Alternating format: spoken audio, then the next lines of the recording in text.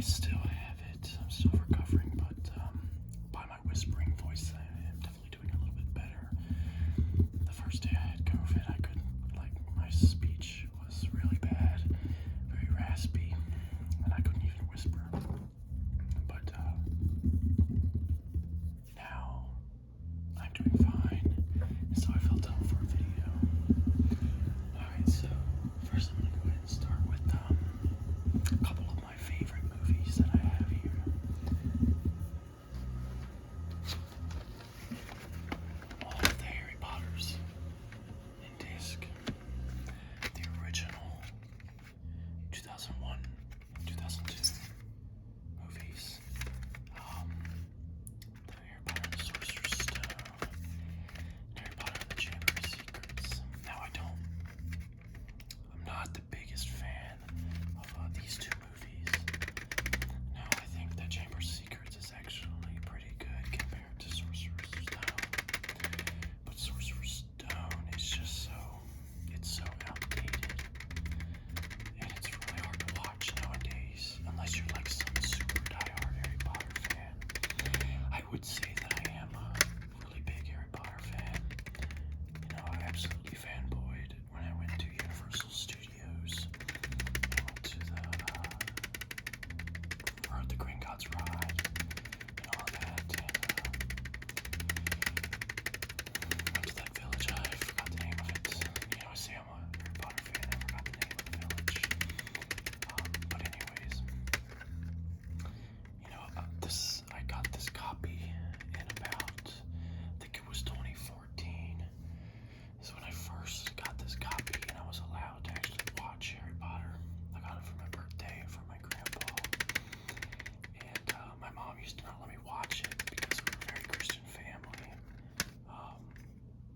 But now even they are really big fans of Harry Potter, so it's funny how things change once you actually watch the movies and understand them.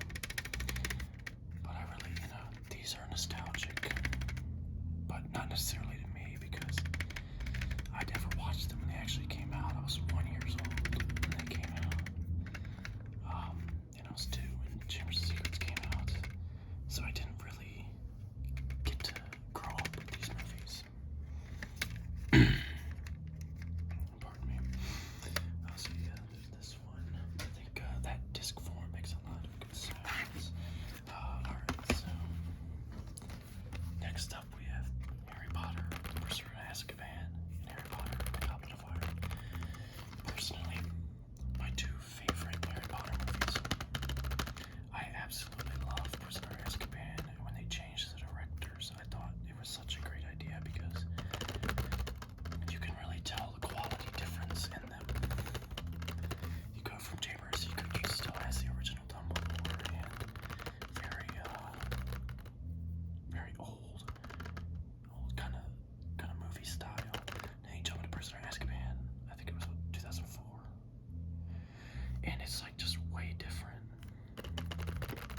And it's so much more entertaining to watch. Yeah, it was 2004, and Goblet of Fire 2005.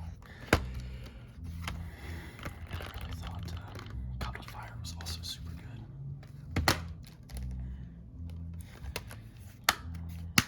Goblet of Fire is like the quintessential action Harry Potter movie. I mean, so much is going on in it, and like you have the ball as well, the Yule Ball, which is probably one of the best Harry Potter scenes ever. I really love it, and it develops the characters so well. And then you get the introduction of Lord Voldemort, so really it's the beginning of the end, and I think that's what makes it so fantastic. Alright, on to the next. Year 5 and Year 6. Personally, not my favorites. I do like Order of the Phoenix, but Half-Blood Prince is it's a little too dark for my taste. I don't really remember what even happens in Half-Blood Prince. It's just really, really dark, and you know, lots of important characters die.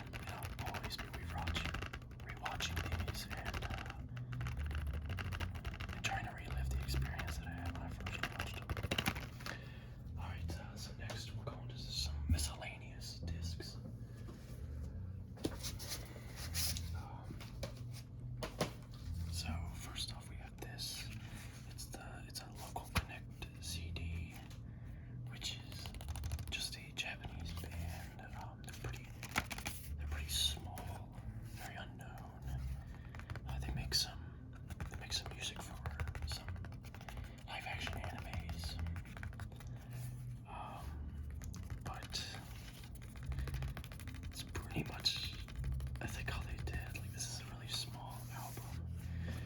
It's only got 1, 2, 3, 4, 5, 6, 7 songs. Let's count it right there, you know.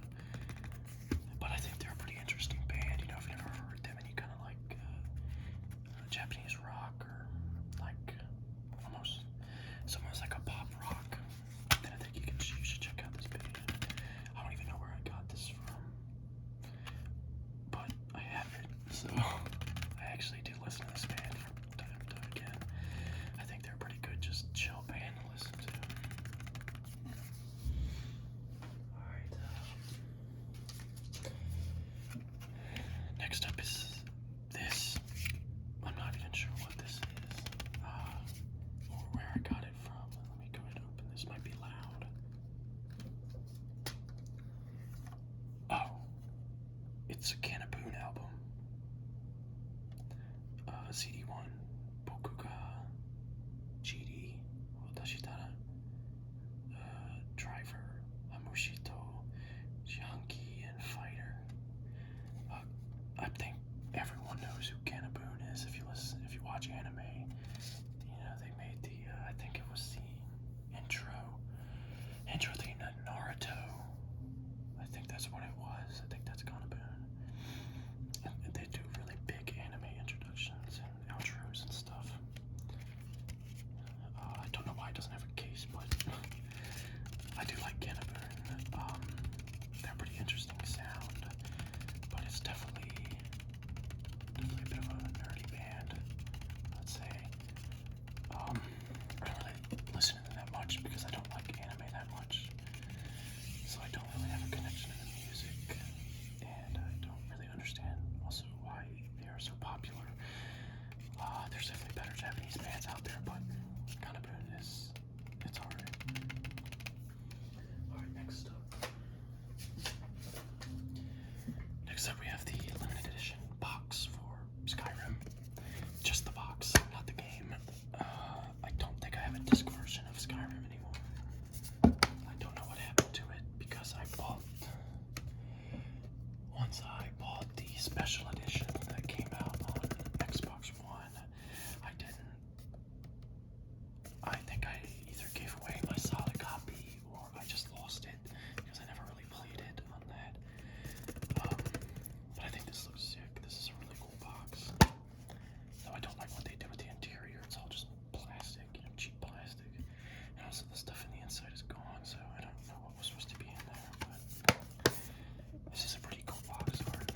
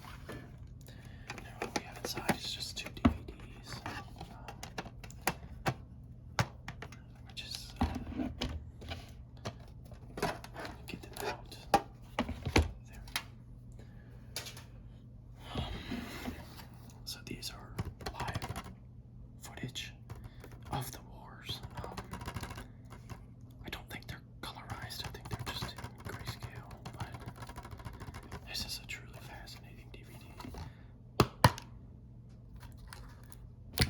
I haven't even opened them yet. Well, I haven't opened this one. It's still got the seal on it. Yeah, this one I watched, so I sort of know how they are. And this is it's a brand new set. Like it smells like it just came out of the cellophane wrapper. Like it hasn't been touched, only by my hands, and only this one hasn't even been touched until now. So it's like a pristine copy. And I think, I mean, these are inherently they're really boring. I hate saying that because I'm a history major, but it's just very slow videos of World War I in action with narration over it. And there's something about these old war documentaries that make me want to fall asleep. It's not inherently that they're boring, it's just they're very relaxing to listen to. And every time when I listen to this one, yeah, this is the one I opened. When I listen to this one, I actually did fall asleep. I had it on my TV, and I woke up to it being over. And these are actually pretty long too. They got I think it's a couple of hours. 135 minutes. And this one is 135 minutes as well. So it's about the same length. But I think the coolest part about these is definitely the box. It's really cool. The box. And I have a World War II version of this and Band of Brothers 10 of this as well. I'll actually grab those next to show you guys.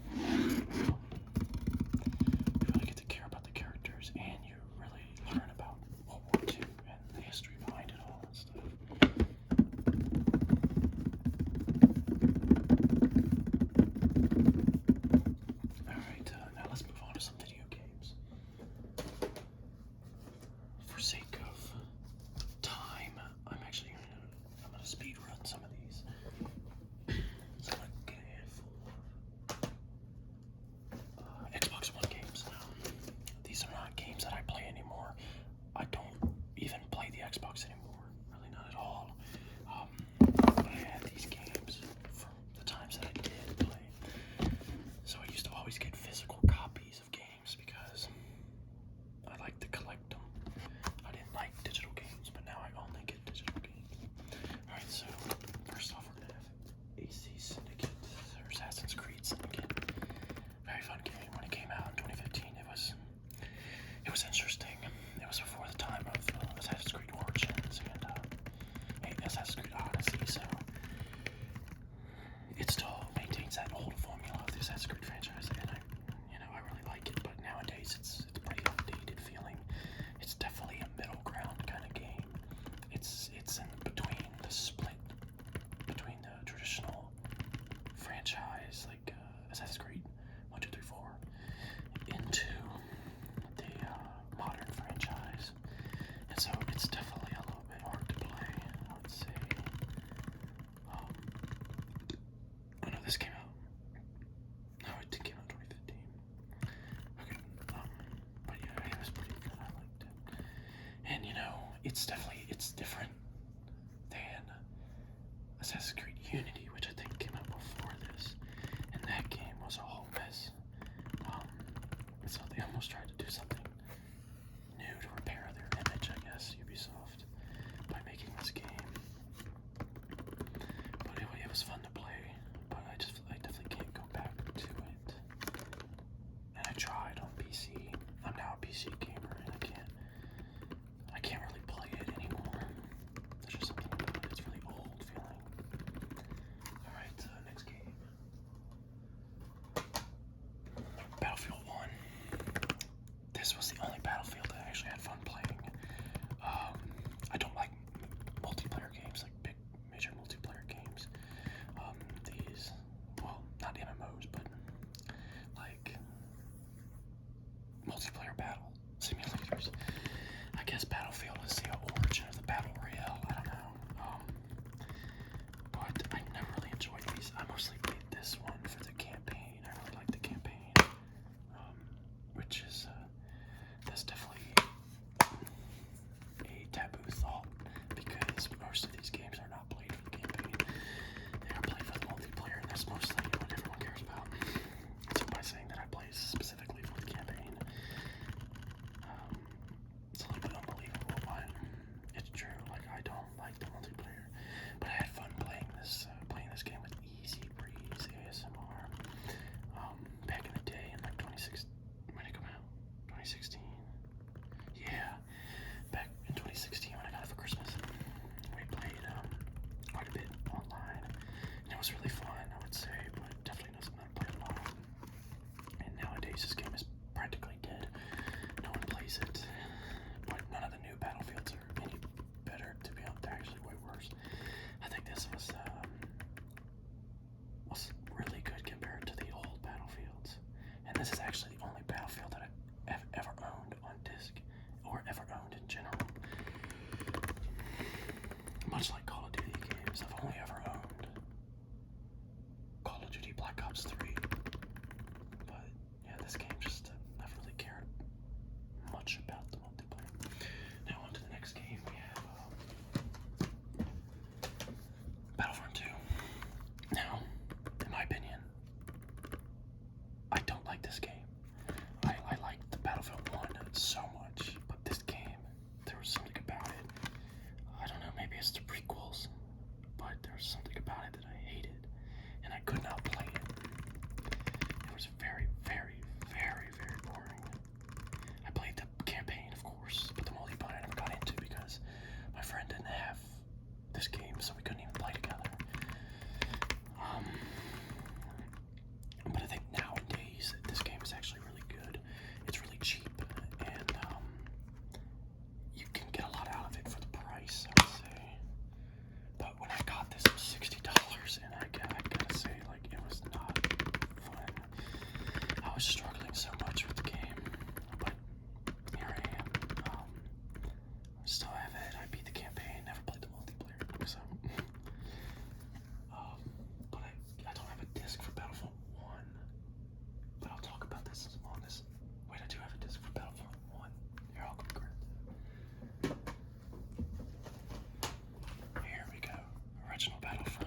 this game is great. I love this game. I played so much with it with my friend, and I really got good at the multiplayer, and had such a blast with the heroes and the Sith. It was so much fun, and playing the big, massive worlds in really in HD. It was such a blast, and the game looks so good even nowadays. And I would give credit to Battlefront 2 as well for making the game look even better. Like, I was never a fan of the original Battlefronts, mostly because I never played online games on the PS2. I didn't know how.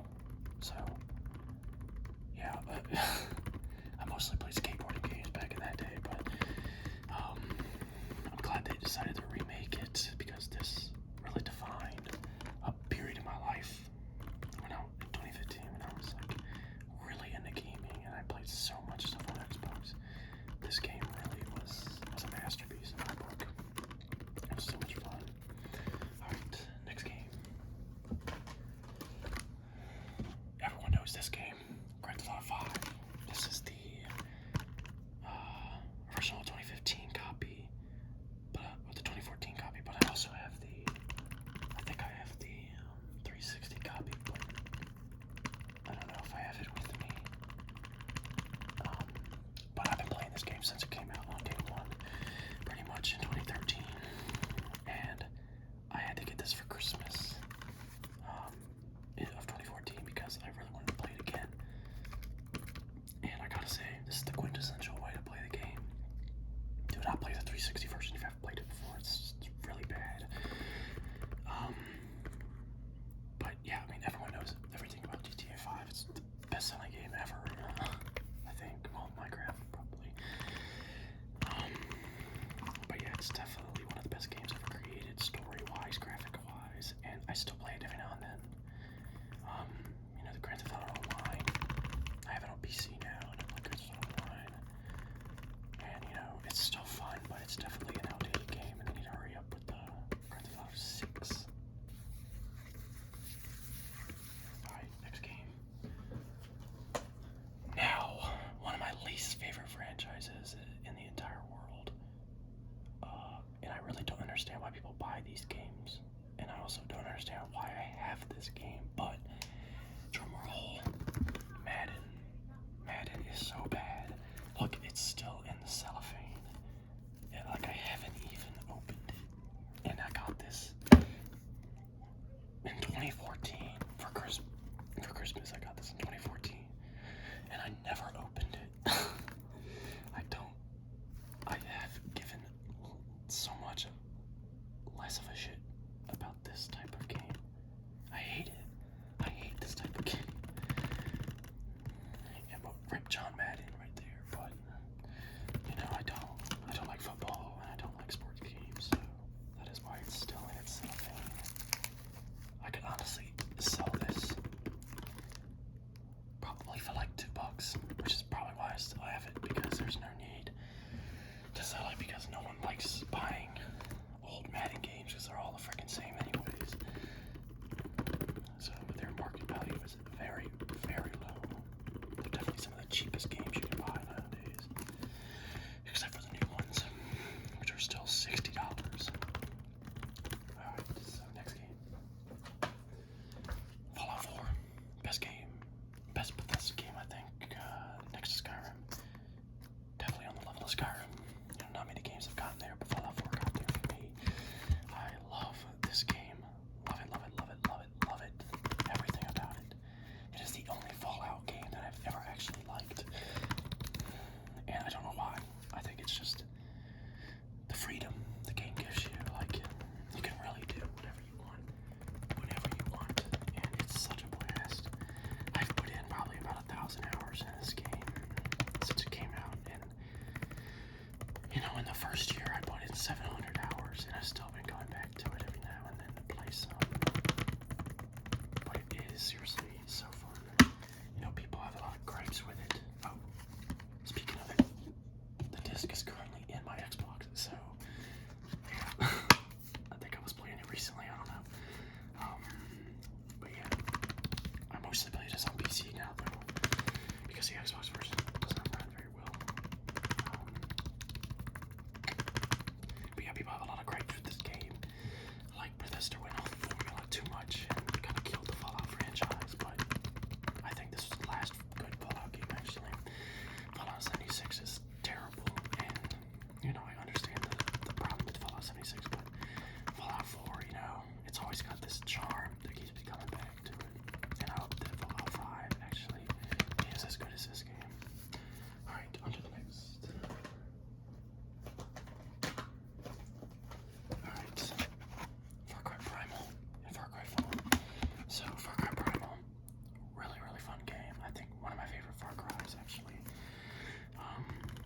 it stuck to the traditional formula of Far Cry without going too far and beyond like Far Cry 5 did.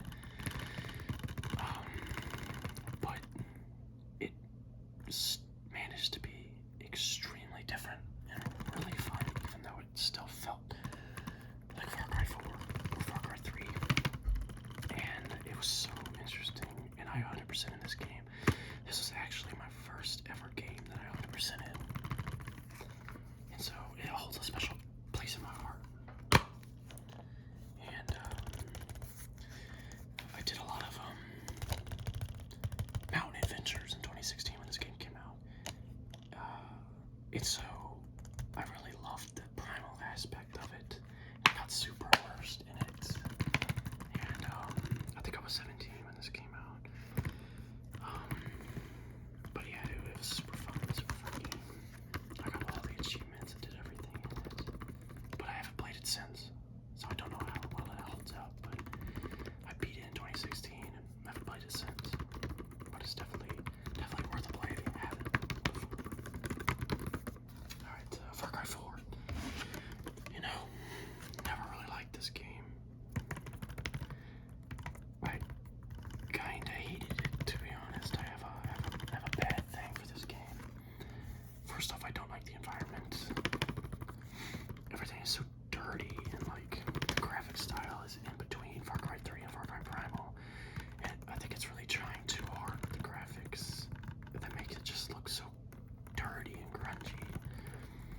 And really, it just plays exactly like Far Cry 3. And nothing really is different about it from what I've played, at least. I never beat it, never did any of the DLC, so I have no idea really how big this game is. But I just, you know, it's been in my life for a while though. You know, I've been talking about it, my friend's been playing it and stuff since 2014 when it came out. But I've just never liked it, and every time I hear it, I just don't think of fun. I think of just boring and what a slog. Alright, next game we're gonna do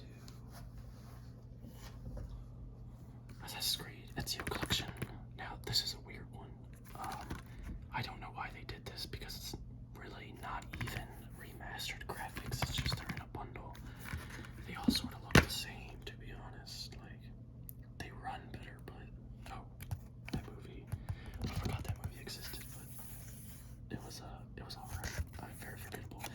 But anyways, you know, I like that they did it all in collection because it does belong in a collection, but I just don't know why they charge $60 for this. It just, I've never beat any of these games before.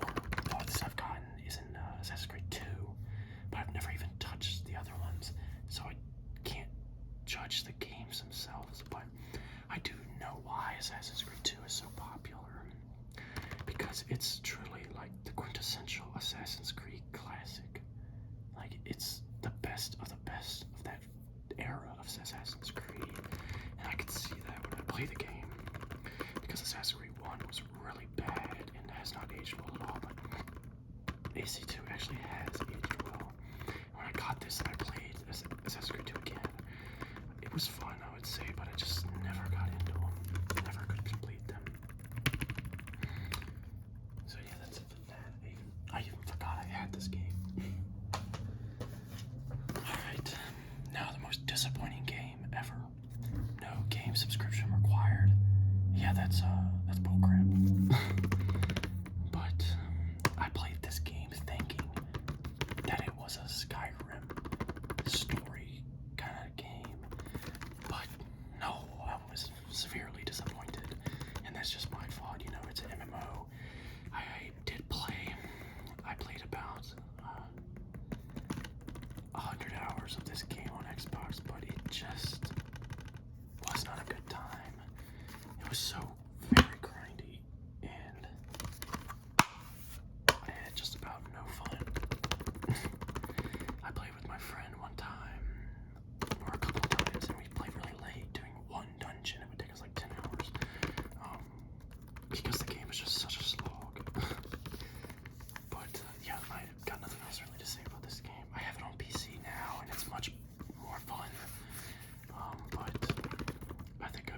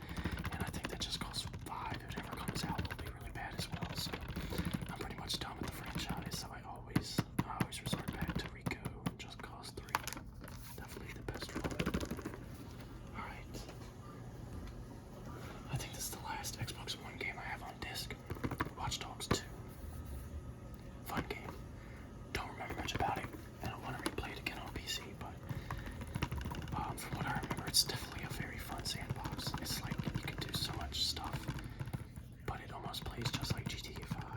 And the story is interesting, to say the least. I don't remember anything about it except that it's weird, and that you work at a knockoff Google thing or something. But I love the environments. The graphics are still really good to this day, and the free roam aspect of the game is super fun. That's what I do remember fondly, is having fun just exploring and stuff. But yeah, it's a good game. I don't like Watch Dogs 1, but this game definitely improved everything on Watch Dogs 1. Alright, on to the Xbox 360 games. Oh, actually, first I'm gonna go for some miscellaneous stuff. We have Ore Monogatari, live action, the movie.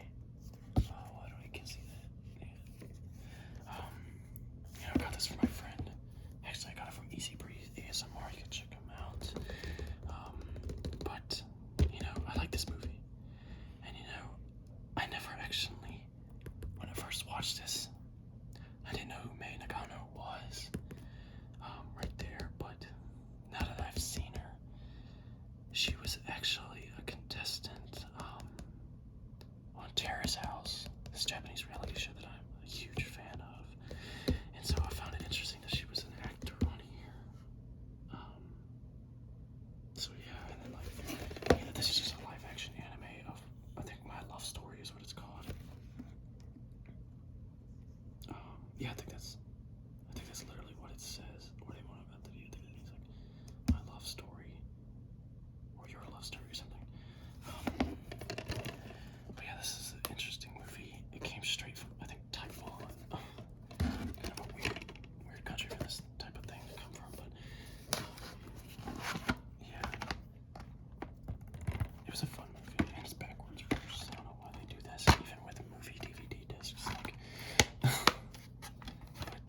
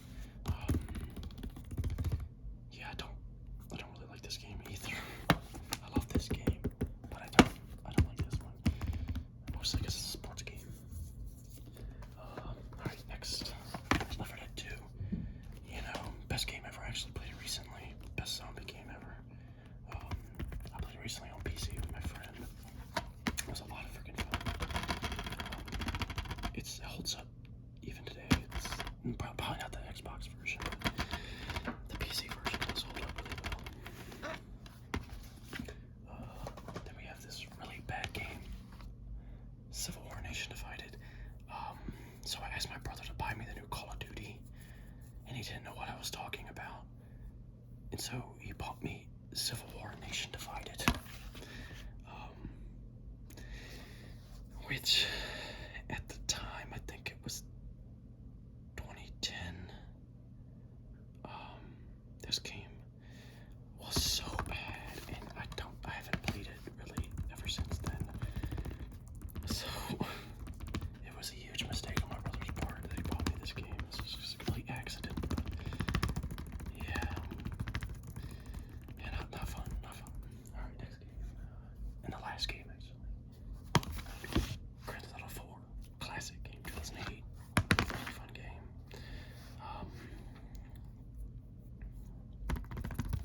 This is what brought me into the GTA franchise.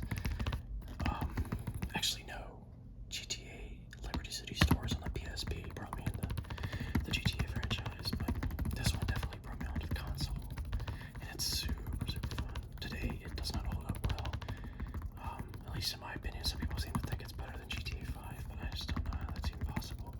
I tried playing it, and it runs like trash. It just, back in the day, of course, it was fine, because that's what we knew, but nowadays, that 30 frames is so bad, and even lower than that, when the graphical style is so grainy. On PC, though, it definitely is better. Got old macros and stain on it. But yeah, this game it's just a classic in my book. I don't want to play it anymore. I just appreciate what it has done for me. Alright, everybody, and that's it. That's it for today. I hope that you all enjoyed.